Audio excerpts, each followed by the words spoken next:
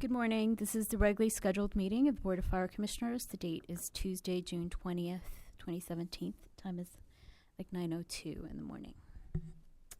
Roll call.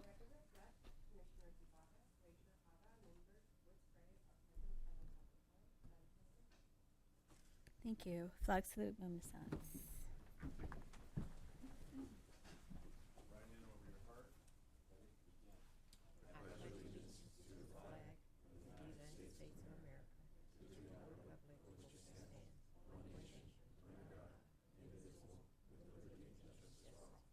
Join me in a moment of silence in honor of past and present members of the Los Angeles Fire Department who devoted their lives to the protection of our community.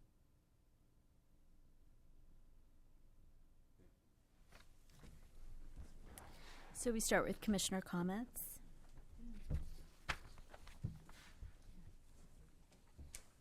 No.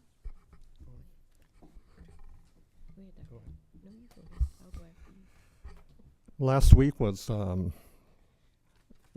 really kind of rough, I thought, because Monday I attended the candlelight vigil in honor of Kelly Wong, and in that event, actually, the chief and I actually were in the row right behind the family, and the mom, and then Danielle and Colton. And Colton was being passed back and forth between members of the family. And I guess what really hit me was they had a slideshow. And toward the end of the slideshow, they had all these slides of Kelly with Colton and Danielle. And then most of the comments that were made by his fellow firefighters, actually a lot of them really had difficulty getting through their message because they would break down during the course of their narrative. And then on last Friday, I attended the actual memorial event celebration of his life, and I participated in the procession. And the procession, I thought, was amazing, just seeing all of the fire trucks from every part of the state up and down, and all of the firefighters representing the various fire departments. And of course, the memorial service itself was, again, very moving, and the comment that actually I remember that was being made is that the fire department honors the fallen the right way. It really felt good, actually, in spite of the circumstance, to be at an event where a fallen firefighter actually was being honored in the way he was. So to that extent, I felt really proud to be a commissioner. Good morning. I, like Dr. Hara and other commissioners, attended the service on Friday for firefighter Kelly Wong, and it was a very nice service, and I commend the department for the work that they did because of the way it was organized, and it was just like a celebration for a hero, and it was very, very appropriate and so outstanding. Like Dr. Hara, I felt proud to be there also. I appreciate that letter you read from the firefighter's wife, because it just assured, I think, the families of others that they, even though it's been 19 years, she still says the department supports her, and I valued that, hearing that from her. So that was really a very important part of the program, I thought. Also, I attended the Combined Youth Academy graduation on Saturday, which I was impressed with. We had a great number of youth that had gone through the program. And I have to commend the staff that works with them because they're volunteers, right? And they do an outstanding job of working with those young people, and they all are very mannerable and courteous, and when you say, we need you in the fire department, they say, yes, ma'am. So I expect to see a lot of those young people coming to the fire department soon. in some, someday, because they all seem to really care about the work that they're doing, and so that was impressive for me for the way they were like. It wasn't like maybe. No, it's like, yes, ma'am, I'm coming. So that was very impressive, and I commend all the people that work with them on a regular basis, because that's a big commitment outside of your regular assignment to go and help youth. But it is the future, and I really commend the department for always looking out for the future, because without your help in all the different ways that they do the trainings, the Stenturians and everybody else who's training on their own, the department wouldn't be as strong as it is. And I think it is as strong as it is because the men and women that work in it, believe so much in what they do, and they love the city like we all do, and I think that's wonderful. I just want to say great job, LAFD.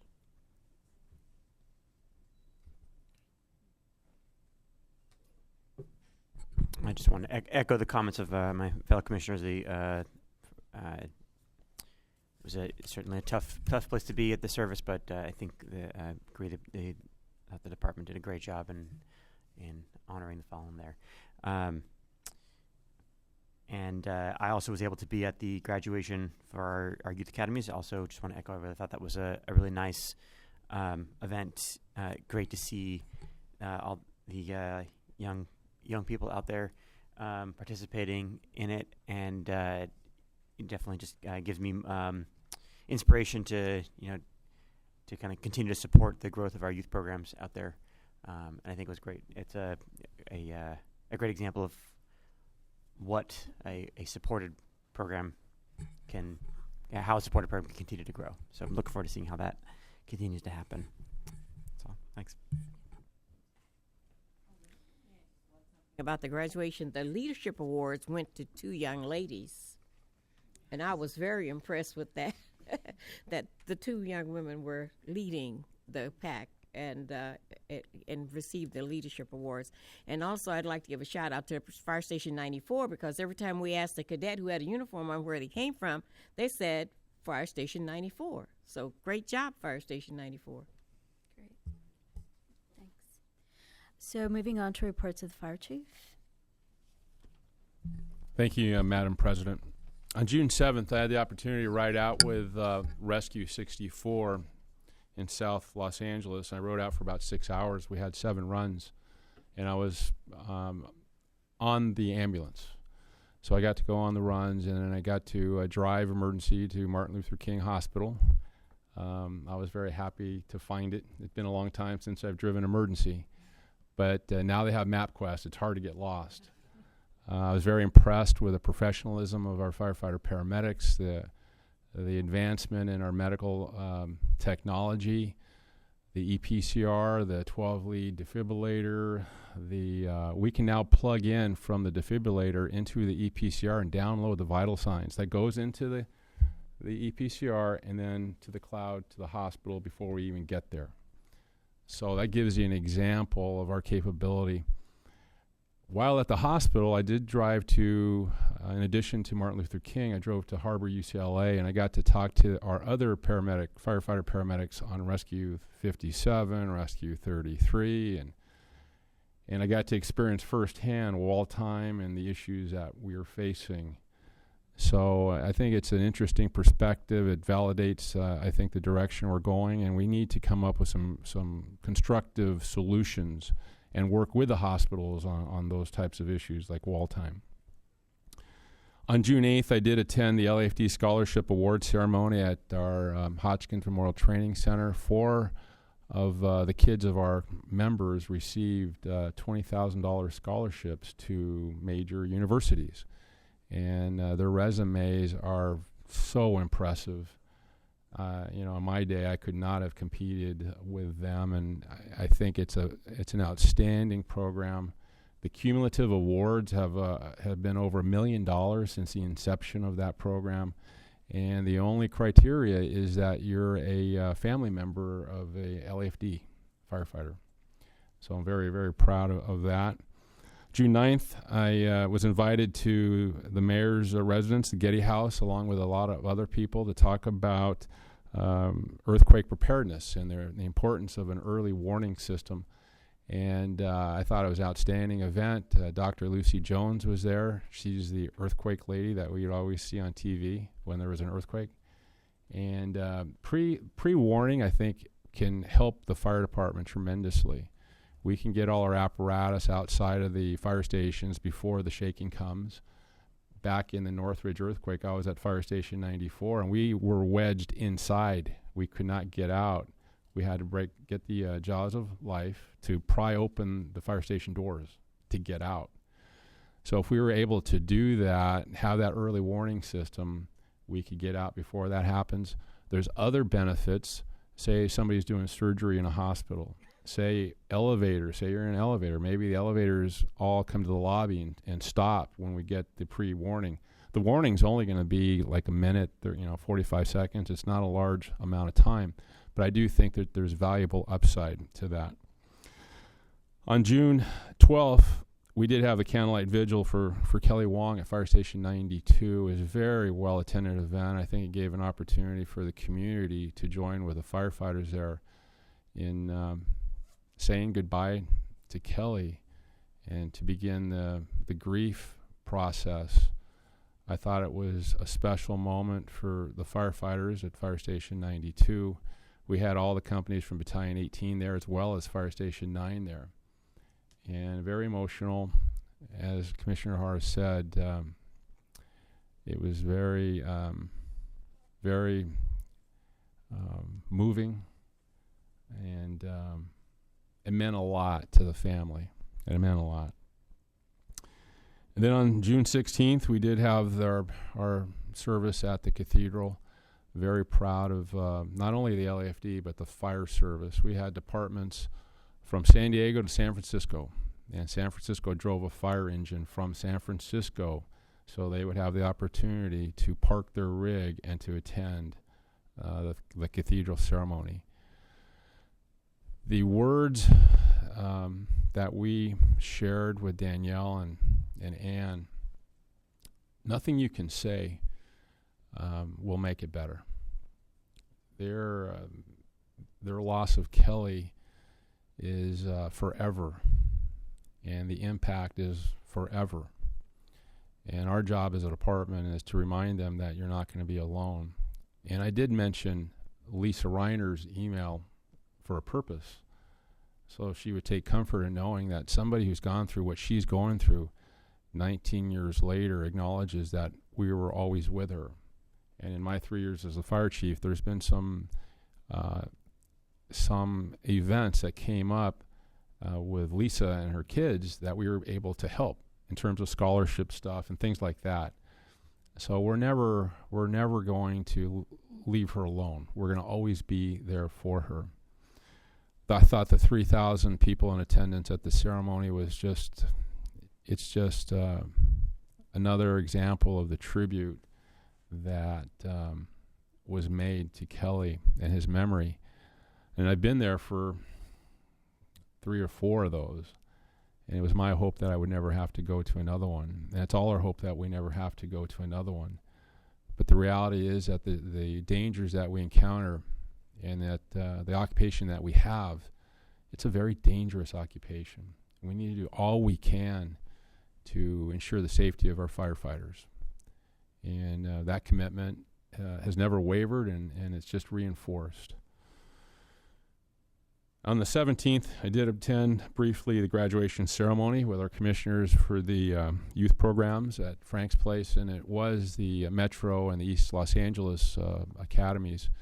And the end goal is to have all the academies there, as well as the high school magnets, Crew 3, the cadet program. I want to have something that rivals USC, the USC event that LAPD puts on. And I think this was an important first step to creating the event that we eventually want to have. And lastly, I left the ceremony to go attend Councilman Buscaino's inauguration at Harbor Lake, and he's my councilman in the district that I live in. very well attended event. Harbor Park is a beautiful park, and I'm very proud to have Joe as my councilman. That concludes my report. So now, verbal report by the Department of Significant Incidents.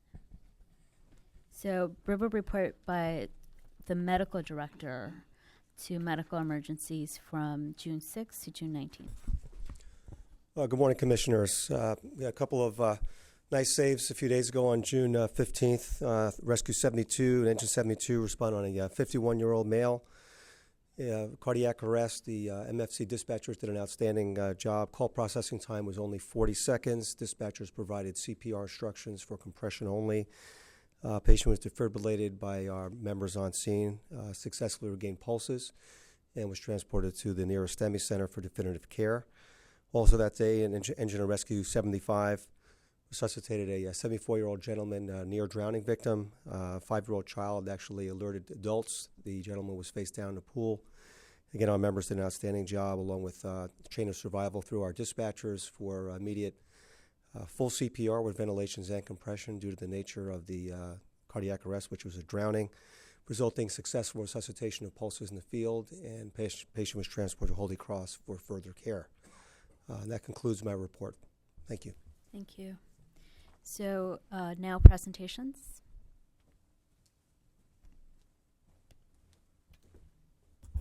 Good morning, Fire Commissioners. Fire Chief Terrazas, City Attorney Ms. Iniguez, Eric Scott, Fire Captain, Paramedic, and Public Information Officer. This morning we're honored to highlight the hard work from 6 of our sworn LAFD members that saved a small child's life that was choking. This incident transpired in South Los Angeles on a Friday evening, May 27, 2016, where Engine and Rescue 57 responded to a reporting choking incident on Hoover Street. Once they arrived on scene, they encountered a 2-year-old girl that was severely choking, to the extent this child was turning blue.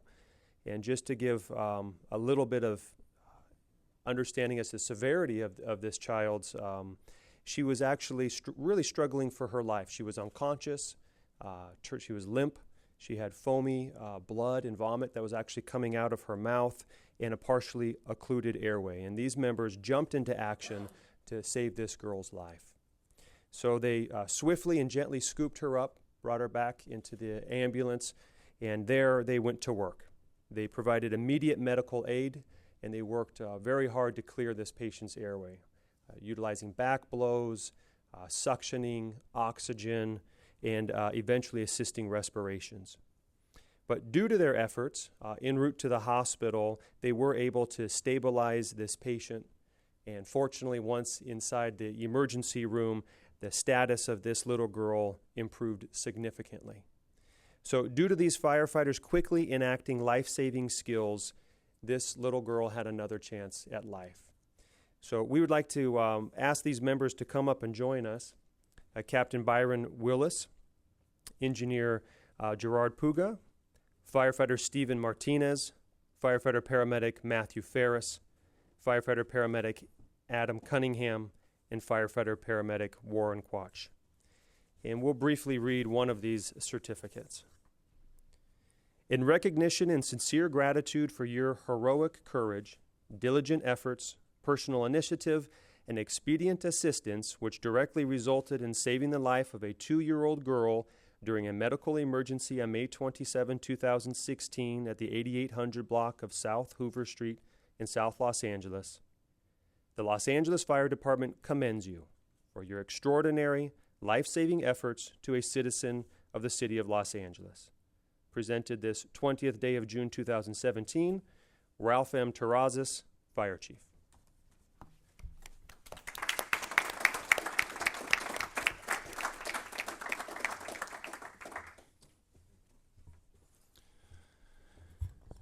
You know, these presentations, I get briefed on them the week ahead, and I hear the details, and it's inspiring to me and to my command staff to remember what we're here for. And when the bell goes off at the fire station and you hear it's for choking,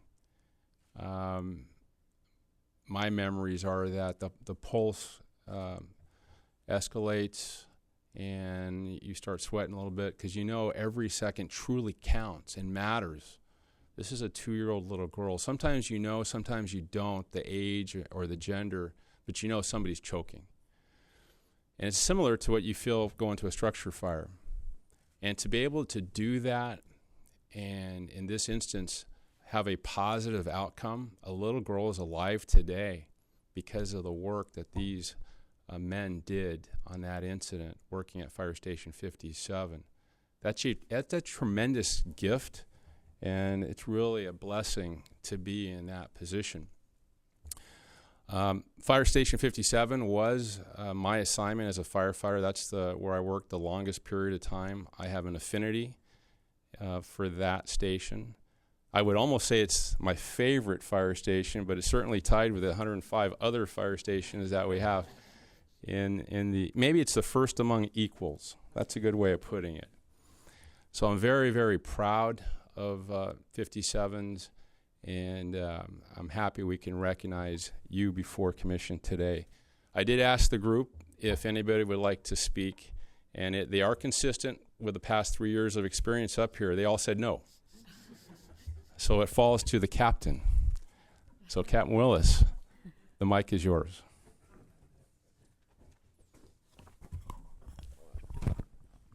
Well, first of all, thank you for having us today. It's an extreme honor. I think we're all privileged and honored to be here. These men here next to me are the reason we're here. I think with incidents like this, you're like Chief was talking about, your pulse goes up at a structure fire, of course. On incidents like this, many of us have kids at home that we're thinking about, and I think that aided in the urgency and the success of this incident. Everybody jumped into action, and I've got 3 outstanding paramedics, 1 former paramedic, and a young firefighter who is currently in paramedic school, and everybody worked together, and this was, I think, a very good outcome, obviously. So thank you for having us. Thank you for recognizing us. Thank you.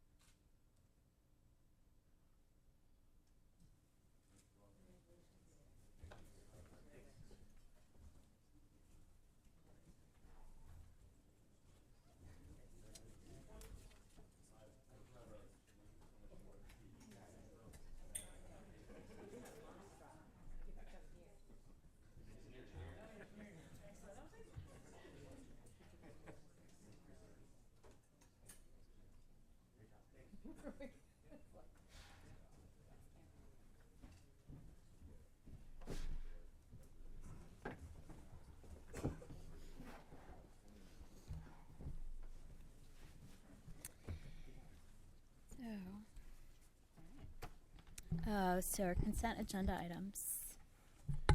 Okay, move to adopt the consent agenda items 4A through C. Second. All in favor? Aye. Okay, so regular agenda items, we have 3 that are closely related. 5A is report by the department on modifications to the discipline philosophy. 5B is report by the department and education-based discipline guidelines. 5C is report by the department on the settlement discipline cases. And since they're closely related, I propose we take them together. And I would make a motion. Is What? there a presentation? Oh yeah. oh, there's another presentation. Are they talking about it? Isn't it? Oh, Yeah. nobody wants to talk about it? No, there is a presentation, but she can do the presentation of all three together. Yeah. I was Oh, just. yeah. That, you don't need to That's approve the it. You don't need to I approve approve of Okay. that. Oh yeah. All right. So I let's support that. You just do it. Nodding head. Yeah. yes. So okay. So presentation by the department. Presentation by the department on items 5A, B, and C.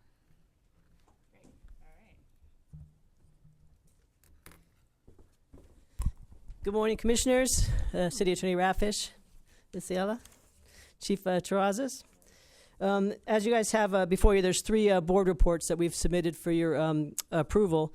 The first one is the Modification to Discipline Philosophy Report, BFC number 17066.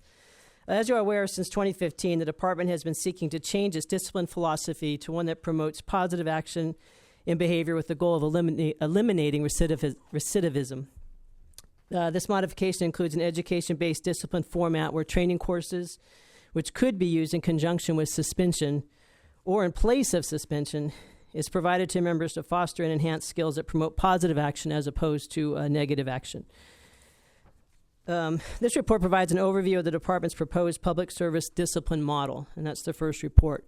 So the department essentially is just seeking approval of that report from the commission, unless you guys have any questions for me.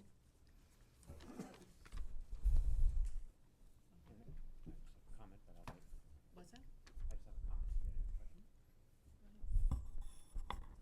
that? Just a couple of comments. This was really a joint effort, I think, between the staff and I want to recognize the efforts of Assessor Sue Stengel. I want to first appreciate the collaborative spirit that we were able to approach this on to really arrive at where we landed here.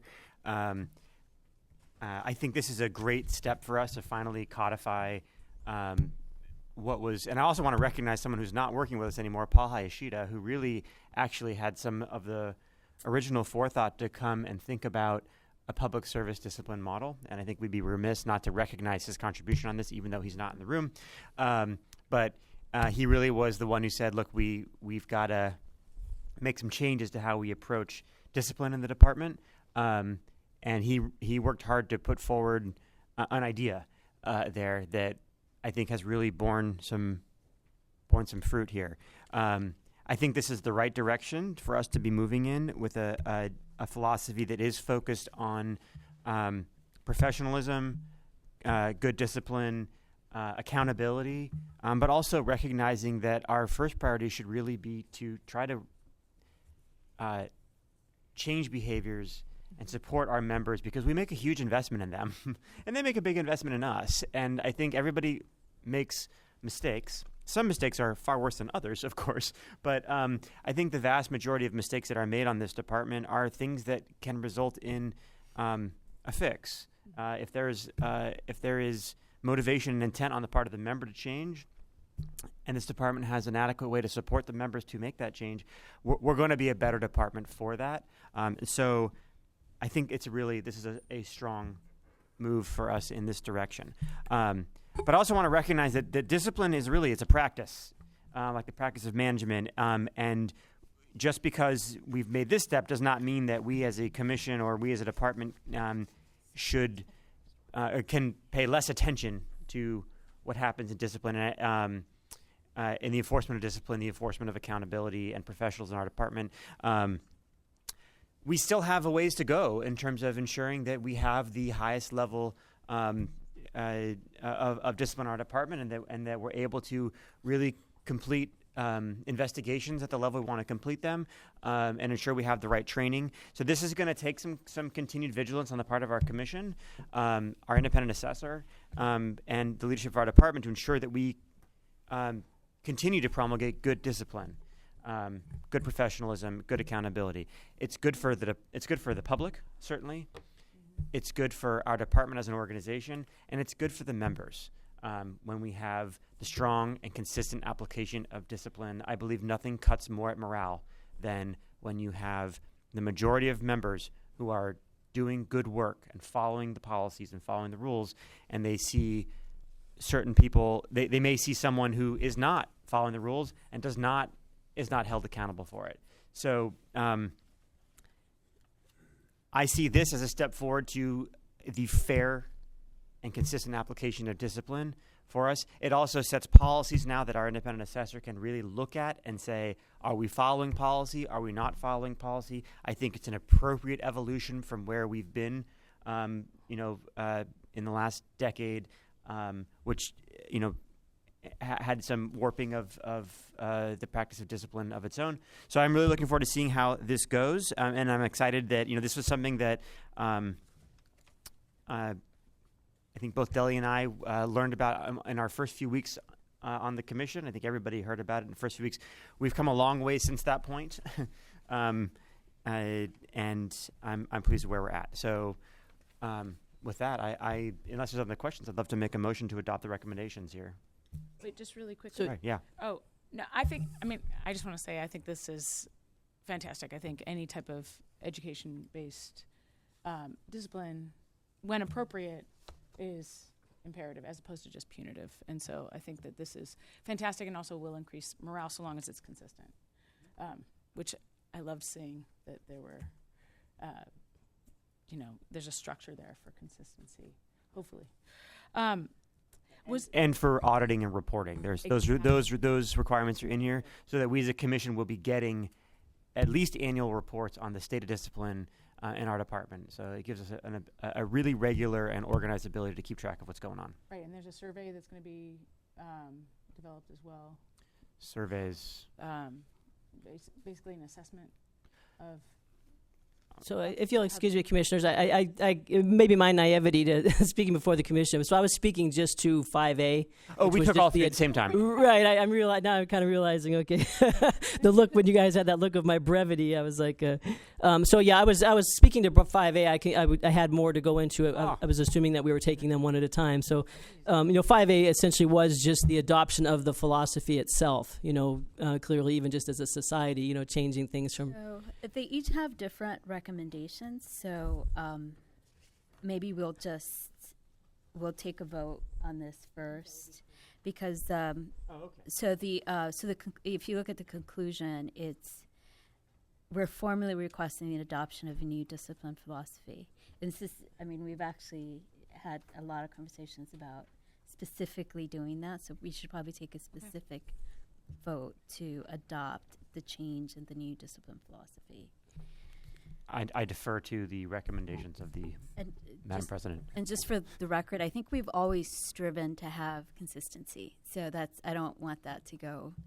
We've always tried to have consistency. Mm-hmm. This is a different sort of philosophy that we're enunciated now. And in this, we're going to try to have consistency as well. Mm-hmm. Correct. Absolutely. Philosophy. Okay, so a vote? Sure. If I could just say one other thing, just related to this that we're doing, I think I've been concerned that when we adopt policy as a board, that it kind of goes into a long list of things on our website, and it can be easy to lose that stuff. So what I've asked the department to do is when we adopt something that we call out as board policy, that it be separated out on our website eventually, but also that it be kept in a kind of separate binder, so it's just easier to find policy. So I'm going to, as we adopt these things, I want to just call out these items as these are certainly important board policies that should be called out as and organized separately from the vast majority of everything else we do. Just a point of clarification, it's not actually a board policy, it's a department policy that's being approved by the board.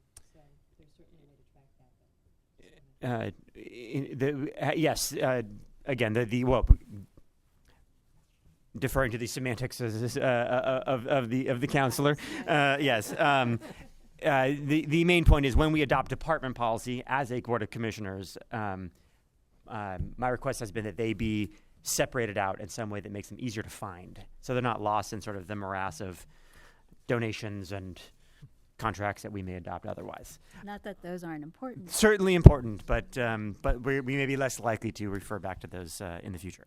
Okay, So with that, I make a motion to adopt the recommendations for item 5A. Second. All in favor? Aye. Aye. Thank you. So then, actually, we're going to take them individually. Okay. So 5B. All right, thank you. Thank you, President.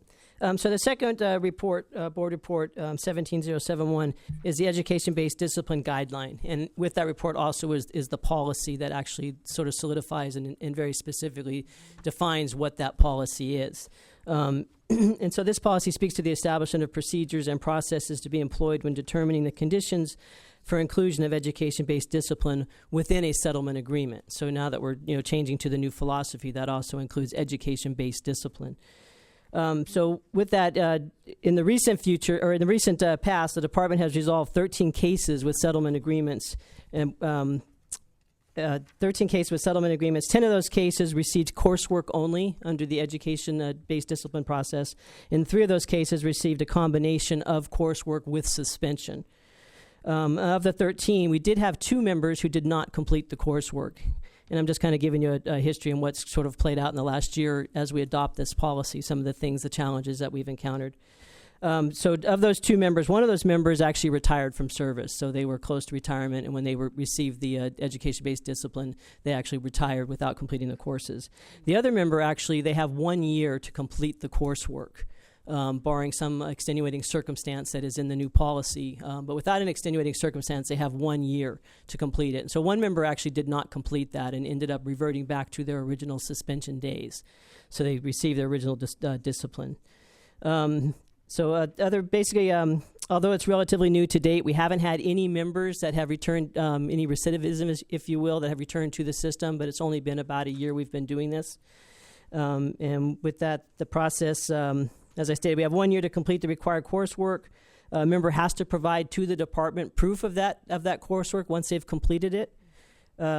We talked about they have to have good cause. We are going to allow with this new process an extension of that year if there is good cause for that. They have to begin that coursework within 4 months of receiving the discipline, if you will, the contract essentially that they're going to sign. And then, as was mentioned earlier, the independent assessor will report to the Fire Commission at least annually with that process and follow up with how the process is working. So essentially you have before you the board report, which has quite a number of pages with it, and the policy attached to it at the end. So if you have any questions on that, I'll be happy to answer those.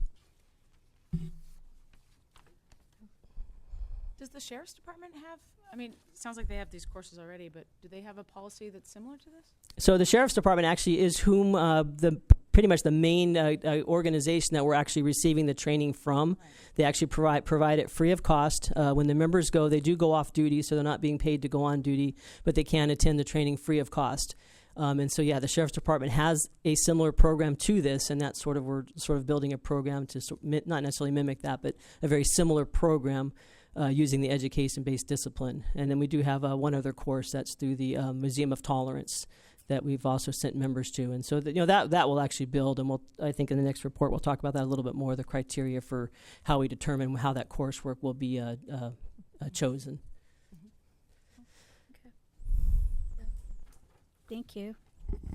Okay, move to adopt the recommendations for item 5B. Okay. Second. All in favor? Aye. Aye. And 5C. And then item 5C, as you're seeing, all 3 of these are basically pretty integral. They're all kind of intermixed. And so that's the settlement of discipline cases. So in order to actually do traditionally the department, or really the form of discipline that we used was either reprimand, suspension, or termination. And that was really the only tools available to actually correct inappropriate behavior. And so with the education-based discipline, what it's going to require is a type of settlement agreement between the member and the department that they will sign, and the department will determine what type of courses they're going to take, how they apply to the actual offense that the member was charged with. And then so that's how it results in an actual settlement agreement, a contract, if you will, between the member and the department. So the next board report, BFC 1772, actually speaks to that. So this is essentially what happens is that once the investigation is completed, then the adjudicator for the department will determine what that penalty is going to be. And they make that determination based on the penalty guidelines and on using the what's commonly referred to as the Douglas factors. So they'll determine what the appropriate penalty is for the offense that the member was charged with. Once that is done, then the department will review the case to determine if it's eligible for settlement. And the board report speaks to those different eligibility requirements.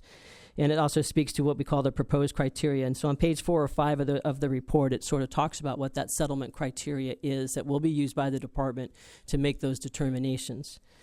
Page 5 describes scenarios that, essentially when the department decides whether we're going to do any type of settlement, there are going to be cases that we anticipate that will not actually be available for settlement. And it's going to be based on the egregiousness of the offense, or whether it's a member who has repeated types of offense. And so page 5 speaks to the different criteria that may not be eligible for a settlement, that member is going to either go to a board of rights or be given their discipline without the option of education-based discipline. And so since early 2016, the department has settled 27 cases involving 24 members that we've actually used through settlement. And then page 7 and 8 also just discusses the specifics of those cases if you're interested in more information on the settlements of those cases. So with that, this board report also contains at the end of the report a specific policy, again, that really speaks to what the department will be using in regards to doing these settlement agreements. And, for all intents and purposes, what we'll be held accountable to when making these settlement agreements. So we'll properly document all settlement decisions, and that'll include the application of the 5 settlement criteria, which is the criteria that we'll be using to determine the settlement agreements. Any mitigating and aggravating circumstances presented in the case itself, document the justification and eligibility for settlement and the settlement that's going to be proposed to that particular member. And then also the settlement agreements will be subject to review by the Office of the Independent Assessor, and all settlements are only finalized until they're approved by the fire chief, who has the overall approval of those settlements. And so that speaks to that board report. So if you guys have any questions for me, I'll be happy to answer those. No, just really happy that this is finally before us and that we're moving on it. I know that this is something that's already been sort of enacted to some degree by the department. So I'm glad that there's now official policy by the board adopting it. Okay, move to adopt item 5C. Second. All in favor? Aye. All right. Thank you. All right, thank you. Thanks. And 5D is report by the department on the year-up budget report for fiscal year 2016-2017.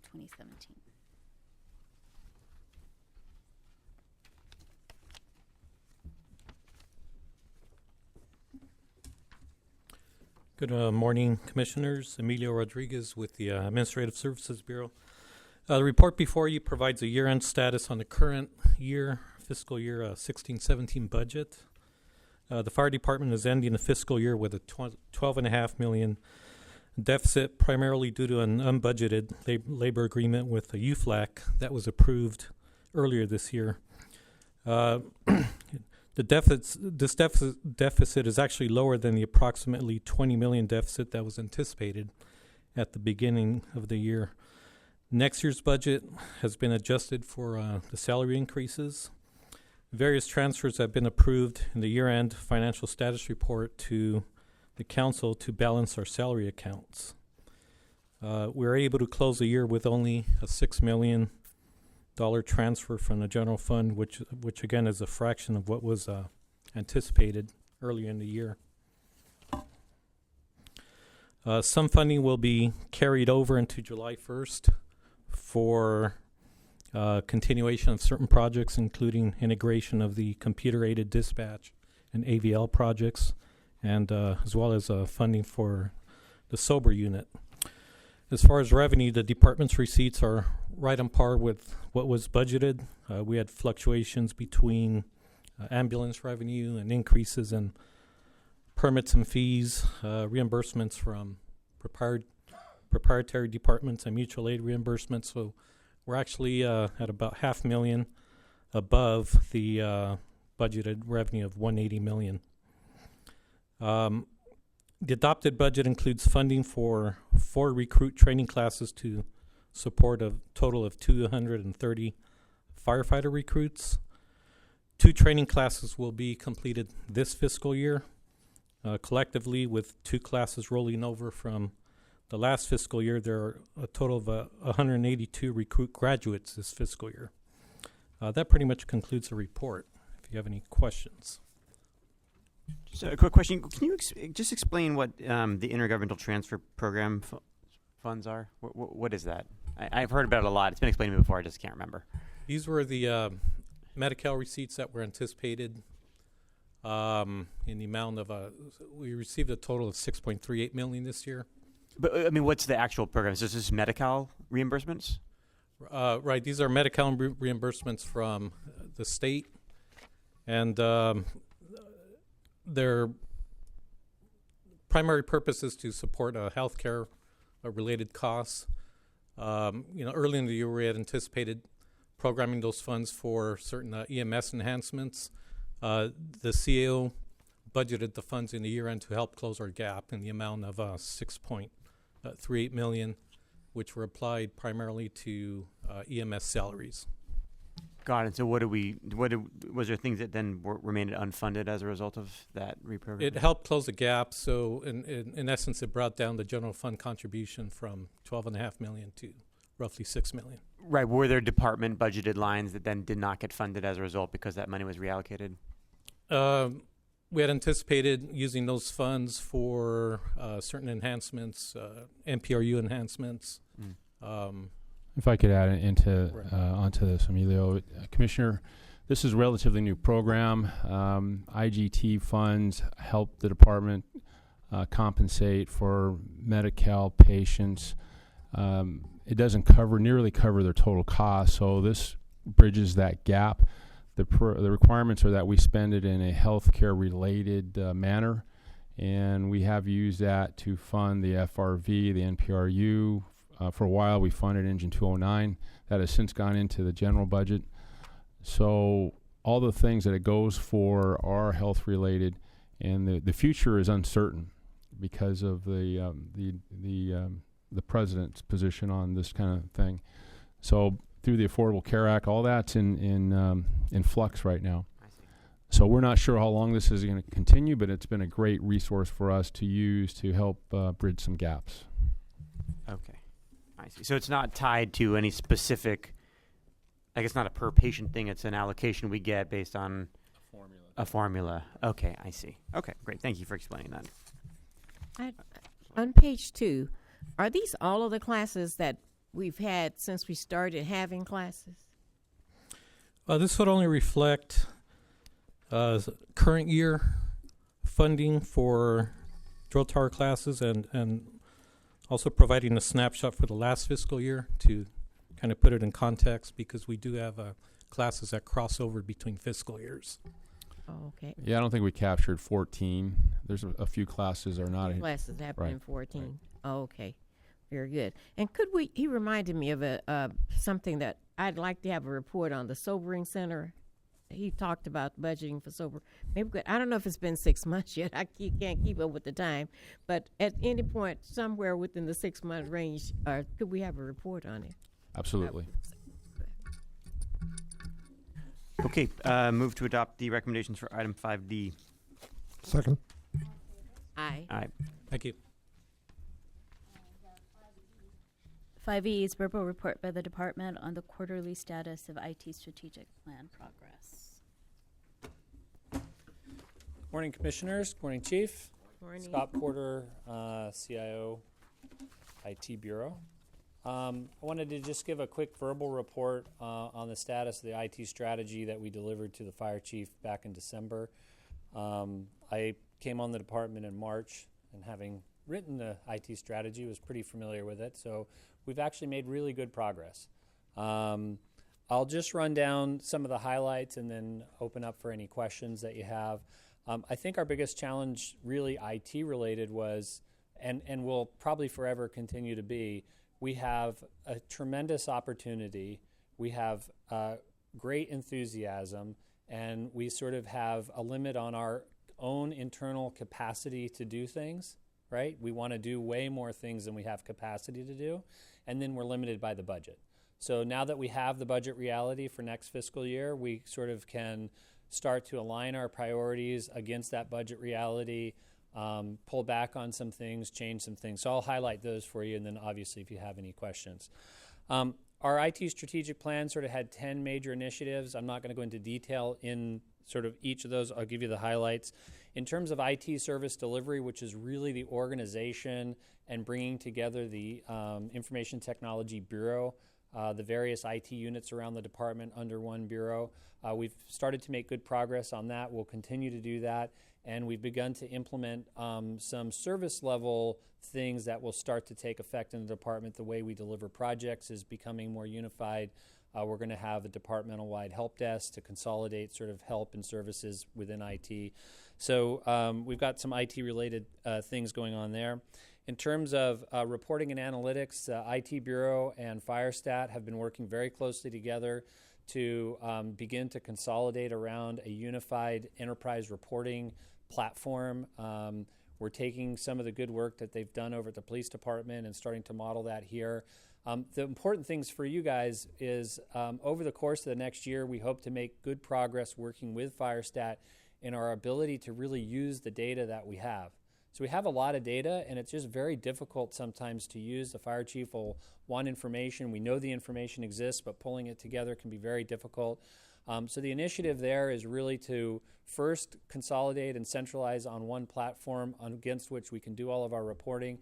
And then this year we'll be making progress on bringing in lots of the different sources of information, CAD, EPCR, Fire Prevention Bureau, into a single place where we can do even better analytics. The department is already really behind data-driven decision-making, and this will just be, a continuation of that. So we're making good progress there. In terms of emergency response systems initiative, this is where we probably will make the most significant progress this year.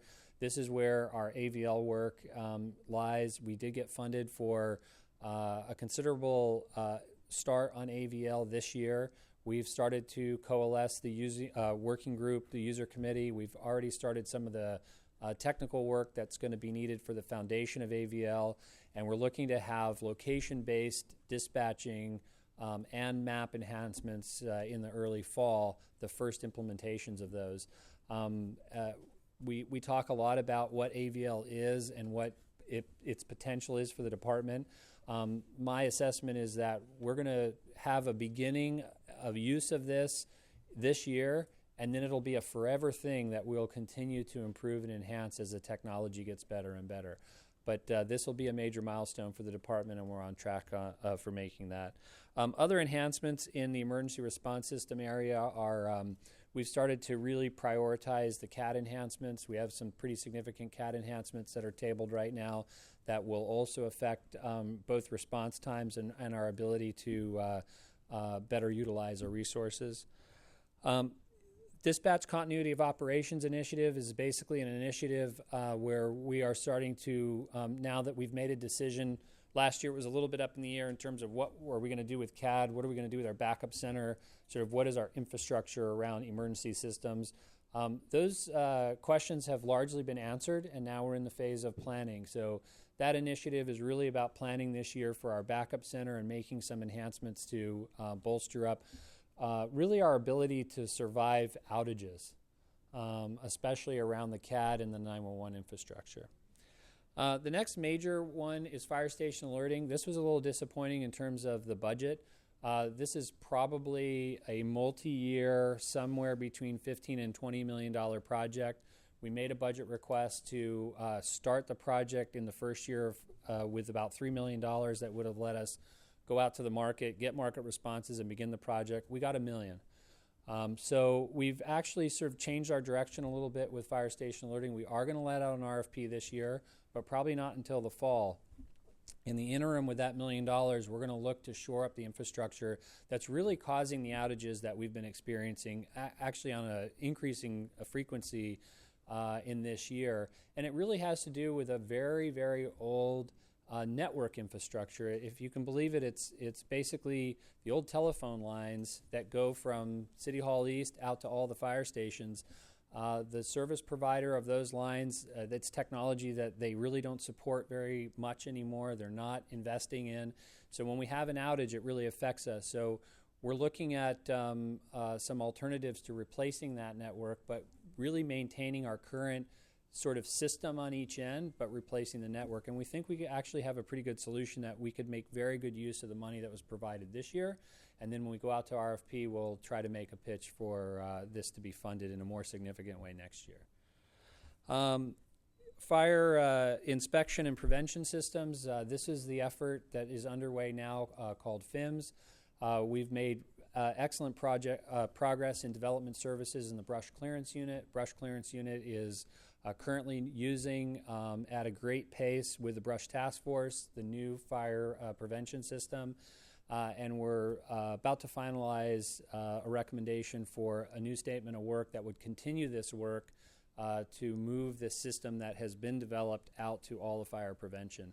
So we look at the next year, the next fiscal year in particular, to make good progress in the fire prevention system with really a system that will take several older, completely disconnected, unrelated systems, put them together into one unified fire prevention system that not only will make our fire prevention efforts more efficient, but also the information that we get back is going to be so much more robust. And we're already starting to see a lot of that with brush and development services. Workforce management is really sort of our back-end systems. This is HR, scheduling, staffing, risk management, sort of all the other kind of things that we have. We did get a $500,000 line item in this year's budget to begin work on the replacement of network staffing, which is essentially our system that we do all of our scheduling and hiring on. That system's been around for a very, very, very long time. Very long time. And so that one is, staffing and hiring in the fire department is complicated. It just is. It's the reality of the business that we're in. And that project, we imagine, is going to be a multi-year project. We're going to try to take a very thoughtful but iterative approach to replacing it, and this funding is going to allow us to make a really good start this year. Voice radio system maintenance plan, we're just about complete on an assessment that Gartner is doing for us on our current vulnerabilities on our voice radio system.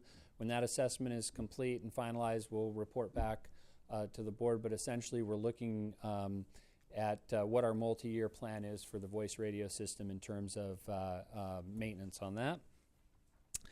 Fleet management, we're working with GSD, the police department, on the implementation of an M5 system. This is a citywide multi-agency initiative for fleet management. Fire is one of three major stakeholders, so this one is not one that the fire department is actually running and funding. The city is, and through GSD and our partner there, but we obviously have a major stake in this project. So that's why it's on here. And then the last one is application infrastructure.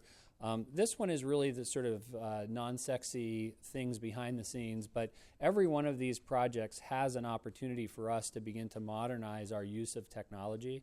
So we're trying to make good, smart decisions about each one of these and doing them in a way that we take advantage of sort of the latest and greatest.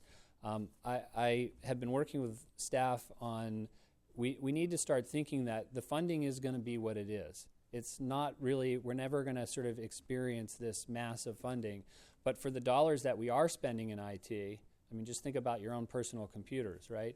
Are we spending them in a way that we're making the most out of them? Are we spending them in a way that we're getting the most, that we can leverage? If we can spend half as much on some piece of technology and repurpose the other half for something that wasn't funded, that's a win for us. So that's kind of what that last initiative is all about. So that's my report, if you have any questions. Hey, thanks for the report. On the radio piece, so you said Gartner is doing a study. So they're looking at all of our backbone radio infrastructure? Yeah, so one of the final pieces of work for Gartner was to do a quick assessment of what are, and I specifically asked them, what are our major vulnerabilities? So we have a voice radio system that we're going to continue to maintain for several years as the police department goes and builds, and the city goes to build their voice radio system.